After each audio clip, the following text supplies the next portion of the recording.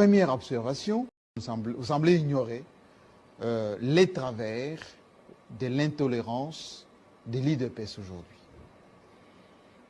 Première observation, chaque manifestation de l'UDPS est toujours caractérisée par des violences et des saccages des biens d'autrui.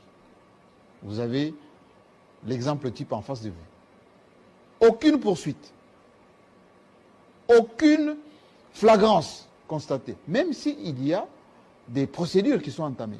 D'ailleurs, le ministre de l'Intérieur lui-même a fait les déplacements et a constaté, a même recommandé qu'il y ait cette procédure. Jusqu'à aujourd'hui, aucune poursuite, aucune, même pas d'indemnisation.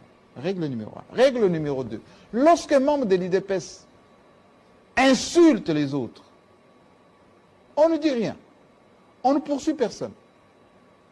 Mais si c'est une autre personne d'une autre obédience politique, les poursuites sont systématiques. Je vais vous donner quelques cas. Henri Magie, au moment où je vous parle, il est en prison. Fils Moukoko est dehors. Le dernier cas qui est en cours maintenant là, c'est le monsieur qui s'appelle Barnabé. Et je pense que si tout se passe bien, il va être jugé. Mais lorsque votre secrétaire général, ou plutôt, oui, votre secrétaire général, dit nommément que le ministre des Finances, on doit régler son compte, le même ministre des Finances porte plainte, aucune poursuite, aucune procédure.